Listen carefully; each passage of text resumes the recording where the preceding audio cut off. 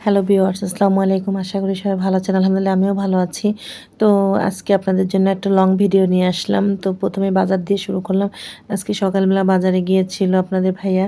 তো ওখান থেকে অনেক মাছ নিয়ে আসে, যেহেতু বাসায় একজন বিশেষ গেস্ট আসবে এবং সে কিন্তু স্পেশাল গেস্ট, যেটা আমার বাসায় সে এই জীবনে ১ম আসছে। যার কারণে একটু অন্যরকম মানে আপ্যায়ন করার চেষ্টা করছি আমরা। তো এই যে এগুলি নদীর মাছ, বিলের মাছ, এগুলি সব বিলের মাছ প্লাস ওইটা হলো নদীর মাছ। আর কিছু ইলিশ মাছ নিয়ে আসছে। তো যিনি আসছেন তিনি প্রায় আমার বাসায় ২০ বছরের মধ্যেই ১ম আসছেন। তো তার জন্য আমি একটু এক্সাইটেড ছিলাম বেশি, যে আসলে কী খাওয়াবো, কী করব, কীভাবে আদর যত্ন করব। তো যাই হোক, সেভাবে যতটুকু আমার সম্বল আমি ততটুকু তাকে আপ্যায়নের জন্য প্রিপারেশন নিচ্ছি। আসলে সবাই চায় যে মানে কারো বাসায় গেস্ট আসলে বা যেই আসুক, তার প্রিয় মানুষজন আসলে তার যথাসাধ্য চেষ্টা করে তার যতটুকু সম্বল আছে সবটুকু দিয়ে তাকে আপ্যায়ন করার জন্য। তো আমিও সেরকম করেছি। তো সকাল সকালে বাজারটাকে নিয়ে এসে সবকিছু গুছিয়ে নিয়েছিলাম। আর যেহেতু গেস্ট আসবে যার কারণে খুবই ব্যস্ত ছিলাম।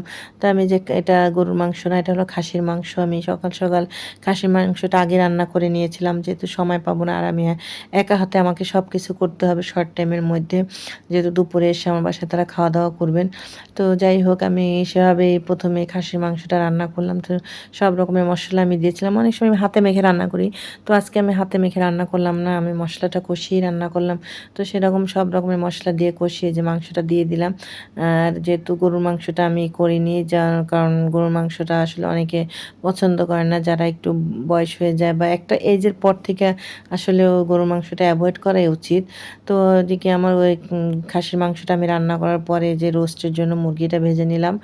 আর যেহেতু তারা বাচ্চা আছে, বাচ্চারা রোস্ট খেতে বেশি পছন্দ করে। আর যে মানে বাচ্চার বাবা, মানে এখন আমি ক্লিয়ার করে বলে দিই, আসলে গেস্ট হচ্ছেন আমার মামা। তো আমার মামা আমার বিয়ের পরে আমার বাসায় আসেননি, ওনারা ঢাকা থাকেন। আর আমি যেহেতু যখন ঢাকা ছিলাম তখন আসা যাওয়া ছিল।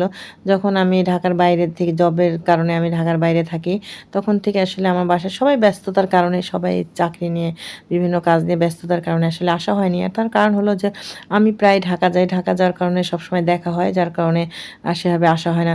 তো আমি খাসির মাংসটা রান্না করেছি। তারপরে মুরগিটা রোস্ট করার পরে পোলাওটাও রান্না করে ফেললাম। আরও টুকটাক হালকা পাতলা রান্না করেছি। আসলে এত ব্যস্ততার কারণে ভিডিও করব নাকি রান্না করব, যার কারণে অনেকটাই রান্না করিনি। আমি যে ব্রয়লারের মুরগি মাংস রান্না করেছি এবং খাসির মাংস করেছি, রোস্ট করেছি। আবার এই যে ছোটো মাছ একটু চচ্চড়ি করেছি। জাস্ট ১ম দিন ওরা যেহেতু ২ দিন থাকবে, ১ম দিন আমি সব মাংসের আইটেমটা খাওয়ালাম। আর এই যে দুপুরে খাওয়া-দাওয়ার পর একটু বেড়ানোর জন্য বের হলাম, যেহেতু তারা ফার্স্ট টাইম আমার বাসায় আসছে। আর আসলে বিকালবেলা একটু ঘর থেকে বের না হলে ভালো লাগে না। এই যে আমরা বের হয়ে যাচ্ছি। আর সিএনজিতে যেতে চেয়েছিলাম। তো সবাই বলল গ্রামের রাস্তায় আমরা খোলা ভ্যানে চড়ে ঘুরবো। আর পরিবেশটা আসলে খুবই সুন্দর ছিল, যার কারণে মানে বাতাস লাগছিল। আর ভ্যানে চড়ে গ্রামের এরকম খোলা বাজারে, মানে খোলা রাস্তায় ঘুরতে খুব ভালো লাগে। তো আমরা যে ধলেশ্বরীতে একটা, মানে ধলেশ্বরী নদীর পাড়েই একটা চায়ের স্টল আমরা গিয়েছিলাম। আর এটা আমি এর আগে কখনো যাইনি। আজকেই আমি ফার্স্ট টাইম গিয়েছিলাম। গিয়ে আসলে আমাকে ভালোই লেগেছিল। যেহেতু ১ম টাইম গিয়েছিলাম, এজন্য আরও বেশি ভালো লাগছে হয়তোবা। আর এদের ডেকোরেশনটাও মোটামুটি ভালোই ছিল। এই যে আমার মামা আর যে মামাতো ভাই, এরা বিভিন্ন জায়গায় ছবি তুলছেন। তো এই মামার আসলে ২ টা ছেলে। ছোট ছেলেটাও ঢাকা, মানে দেশের বাইরে পড়াশোনা করে। আর এটা হলো বড় ছেলে। তো এক ছেলেকে নিয়েই চলে আসছে মামা, মামি প্লাস আমার মামাতো ভাই। তো ওরা যেহেতু ১ম এ যে আগেই বলেছি যে যেহেতু ১ম এসেছে তাই একটু বেড়াতে নিয়েছিলাম। এই যে বাপ-বেটা খুব ছবি তুলছে। মানে বাপ তার বেটার ছবি তুলে দিচ্ছে, মানে ছেলের ছবি তুলে দিচ্ছে। আর আমার এই মামাতো ভাইটা খুবই আনন্দ পেয়েছে, মানে খুব মজা পেয়েছে এখানে আসার কারণে।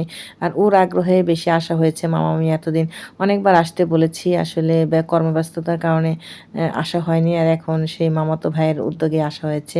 তো এই যে সবাই মিলে একটু বিকালবেলা ওখানে চা, কফি, তারপরে ঝালমুড়ি, পেঁয়াজু, বাদাম, মানে যতটুক মানে ওখানে গ্রামের পরিবেশে যতটুকু পেয়েছি আমরা ততটুকু খেয়েছি এবং সবাই মিলে খুব আনন্দ করেছিলাম। আর এই যে বেশি আকর্ষণ ছিল এই হার্ট শেপটা।